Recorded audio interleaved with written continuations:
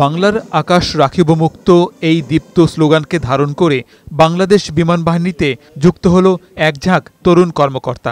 এ উপলক্ষে যশোরে বাংলাদেশ বিমান বাহিনী একাডেমিতে বুধবার গ্রীষ্মকালীন রাষ্ট্রপতি কুচকাওয়াজের আয়োজন করা হয়। এতে প্রধান অতিথি হিসেবে উপস্থিত হয়ে কুচকাওয়াজে পরিদর্শন ও সালাম গ্রহণ করেন নৌবাহিনী প্রধান অ্যাডমিরাল মোহাম্মদ নাজমুল হাসান। এই কুচকাওয়াজের মাধ্যমে একজন মহিলা অফিসার ক্যাডেট সহ ৪৫ জন অফিসার ক্যাডেট কমিশন লাভ করেন। তাদের হাতে পদক এবং ফ্লাইং ব্যাজ তুলে দেওয়া হয়। এদিন আকাশে লাল সবুজের আভা ছড়িয়ে মনোজ্ঞ ফ্লাইপাস্টের কৌশল দেখান বিমান বাহিনীর চৌকস কর্মকর্তারা। ছিল আকর্ষণীয় অ্যারোবেটিক ডিসপ্লে ও বিমান বাহিনীর চৌকস প্যারাট্রুপার হেলিকপ্টার হতে দৃষ্টিনন্দন প্যারাজাম্পিং।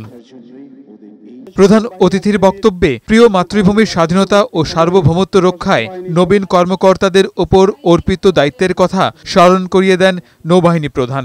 দেশবাসীর আস্থার প্রতীক বাংলাদেশ সশস্ত্র বাহিনীর সদস্যগণ অতীতের মতো বর্তমান এবং ভবিষ্যতেও দেশের যে কোনো ক্রান্তি লগ্নে সরকার কর্তৃক প্রদত্ত দায়িত্ব পালনের জন্য সদা সর্বদা প্রস্তুত থাকবে।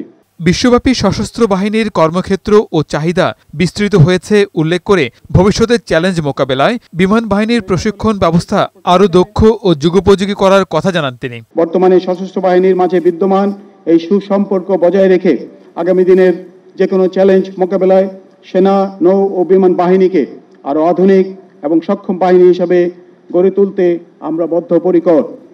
সুতরাং বিজ্ঞান ও প্রযুক্তির উৎকর্ষতার সাথে সামঞ্জস্য রেখে তোমরা নিজেদেরকে অধিকতর সুযোগ্য করে গড়ে তুলবে, এটাই আমাদের প্রত্যাশা। অনুষ্ঠানে কূটনৈতিক মিশনের সদস্য, সামরিক ও অসামরিক উচ্চ পদস্থ কর্মরত ও অবসরপ্রাপ্ত কর্মকর্তা এবং সদ্য কমিশনপ্রাপ্ত কর্মকর্তাদের অভিভাবকরা উপস্থিত ছিলেন। গোলাম মোর্শেদ, বৈশাখী সংবাদ।